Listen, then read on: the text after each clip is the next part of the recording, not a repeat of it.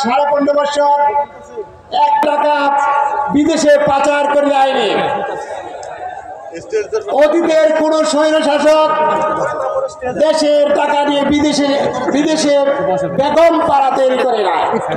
কাজে সকল স্বৈর শাসকের নির্দিষ্ট স্বৈর শাসক হচ্ছে এই আওয়ামী স্বৈর শাসক। এই স্বৈর শাসক চলে গেছে, পালিয়ে গেছে, কিন্তু তাদের দূষররা এখনো রয়ে গেছে।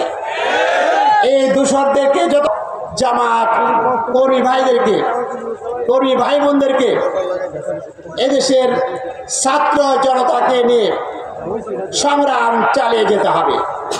বাংলাদেশে যতদিন পর্যন্ত ন্যায় ইনসাফ ভিত্তিক কল্যাণকর একটি সমাজ প্রতিষ্ঠিত না হয়, ততদিন পর্যন্ত আমাদের সংগ্রাম চলবে। সম্মানিত ভাইরা, এই সংগ্রাম আমাদেরকে চালিয়ে যেতে হবে। এর জন্য আমাদেরকে কর্মী ভাইদের করণীয় কি? আমাদেরকে কোরআন সুন্নাহর আলোকে আল্লাহ আমাদেরকে সেই জাগরণের ভূমিকা পালন করার তৌফিক দান করুন, এই কামনা করে আপনাদের সকলের কল্যাণ কামনা করে আমার আলোচনা এখানেই শেষ করছি। আসসালামু আলাইকুম ওয়া রাহমাতুল্লাহ। সম্মানিত উপস্থিতি, আজকের এই বিশাল ঐতিহাসিক কর্মী সম্মেলনে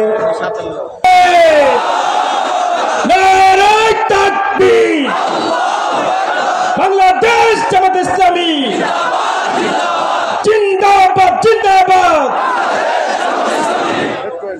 আসসালামু আলাইকুম ওয়া রাহমাতুল্লাহি ওয়া বারাকাতুহু। আলহামদুলিল্লাহি রাব্বিল আলামিন والصلاة والسلام على رسوله الكريم وعلى آله وصحبه أجمعين. أعوذ بالله من الشيطان الرجيم. بسم الله الرحمن الرحيم. والذي أرسل رسوله بالهدى ودين الحق ليظهره على الدين كله. বাংলাদেশ জামাত ইসলামী ঢাকা জেলার উদ্যোগে আয়োজিত আজকের এই ঐতিহাসিক কর্মী সম্মেলনে উপস্থিত সম্মানিত কেন্দ্রীয় নেতৃবৃন্দ, অল্প সময়ের মধ্যে আজকের এই ঐতিহাসিক সম্মেলনের প্রধান অতিথি হিসেবে উপস্থিত থাকবেন এবং ঢাকা জেলাবাসীর উদ্দেশ্যে গুরুত্বপূর্ণ বক্তব্য রাখবেন আমিরে জামাত জননেতা ডাক্তার শফিকুর রহমান।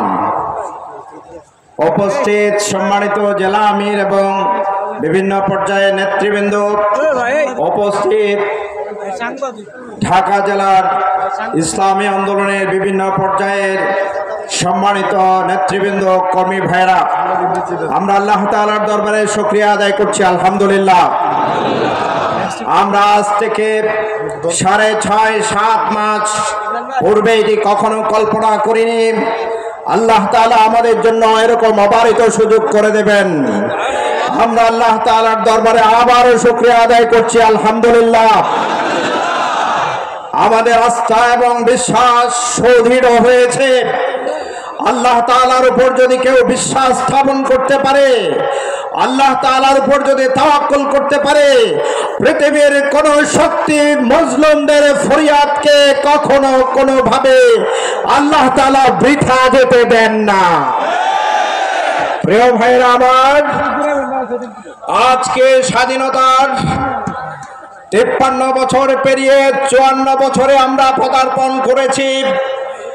এই সুদীর্ঘ সময়ের মধ্যে প্রকৃত পক্ষে বাংলাদেশের মানুষ 1971 সালে যে মুক্তির প্রত্যাশায় নতুন একটি ভূখণ্ড নিয়ে নতুন যাত্রা শুরু করেছিল, প্রকৃত পক্ষে সেই সুন্দর শুভযাত্রা, প্রকৃত স্বাধীনতা বাংলাদেশের মানুষ এই 53 বছর পর্যন্ত এখনো পায়নি।